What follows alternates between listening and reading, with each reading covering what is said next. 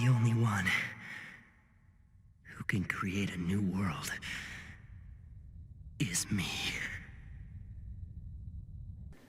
Hey guys, what is up? Lucifer bringing you another deck profile with replays. Today I decided to bring you some Cyber Dragons, and admittedly I've been wanting to do a deck profile on these guys for quite a while now, especially considering the ABC Takeover. This is really the only big machine deck out there. It's not even really that big, but you know, it's there, it's known.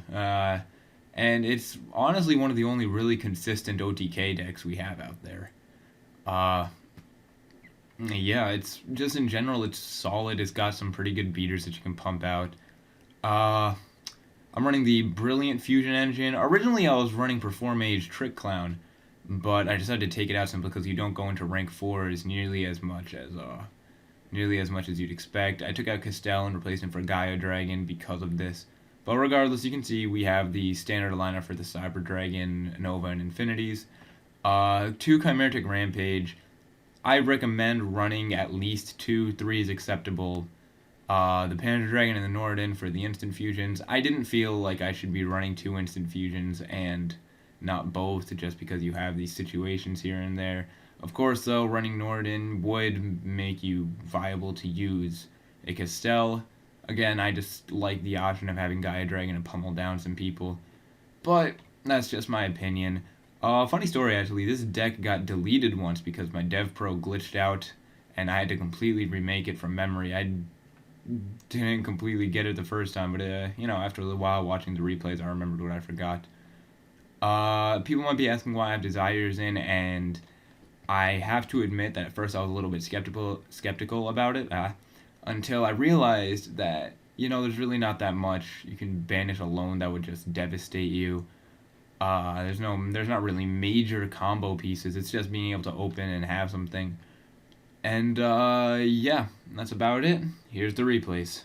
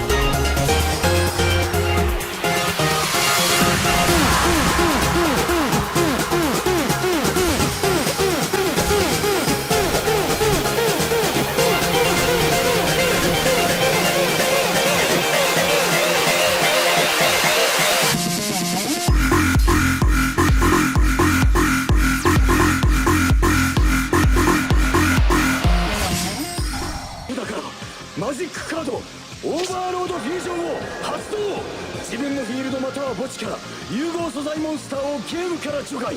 機械族の融合モンスター一体を特殊召喚。俺はキメラテックオーバードラゴンを召喚。が生き残るための俺のあがきだ。イベよ、キメラテックオーバードラゴン。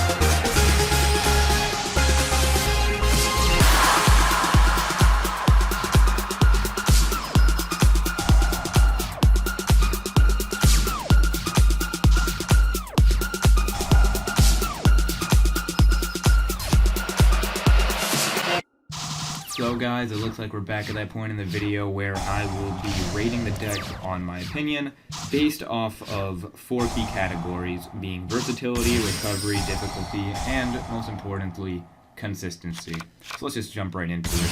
For versatility, I've given the deck a 6.5 out of 10. The reason behind this is because there's not that many crazy, out of the ordinary things you can do to mess with your opponent. Kaijus are there, people can argue, but it was really a no-brainer. A machine type that triggers the opponent's monster. I will admit that, yeah, it's a bit techy, but it's there, you know? It's just something that people can put in. I don't really consider it to be that versatile. However, it does make some crazy power plays, I have to admit. It can mow down opponent's monsters so fast. Rampage Dragon is insane for your OTKs.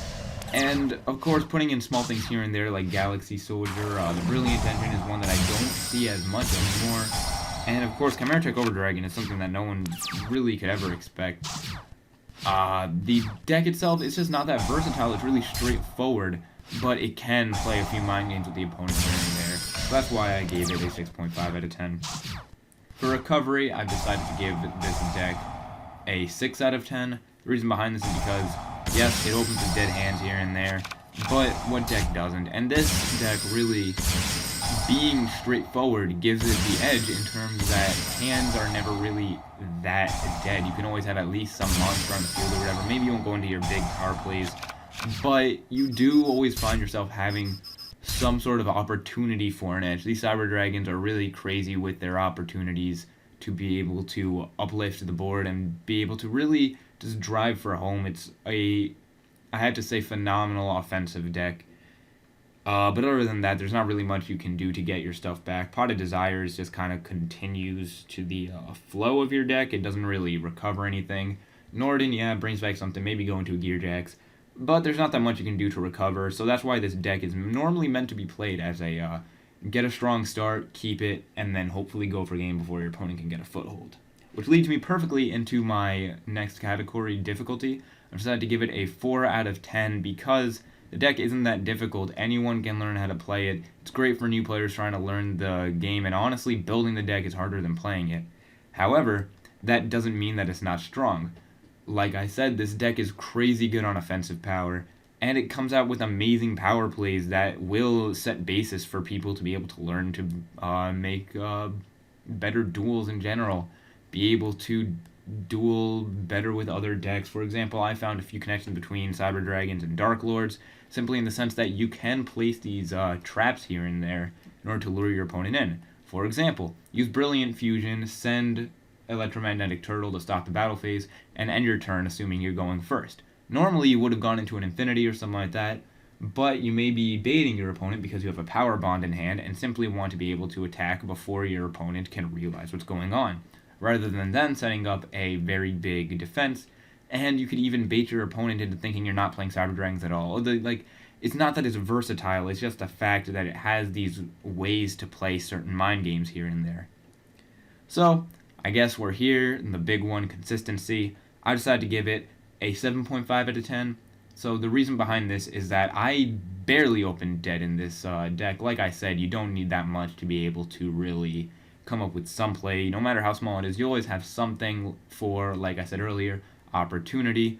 There's really not much else to say about it. The deck itself is consistent, it's strong, it's fast. I frankly don't see how it's not at least a tier 3. If someone would try to argue with me about that, sure, go ahead, because I'm curious to see what you guys think about this topic. Like I said, this deck has gone to Worlds, and it fared pretty well, I have to say. It won a few matches here and there. But anyway, that's all I got to say about this. So as usual, guys, thanks for watching, thanks for the support. Don't forget to drop a like, subscribe if you want to, leave a comment based off of what you want the next deck list to be. And yeah, that's about it. I'll see you next time. It's time to do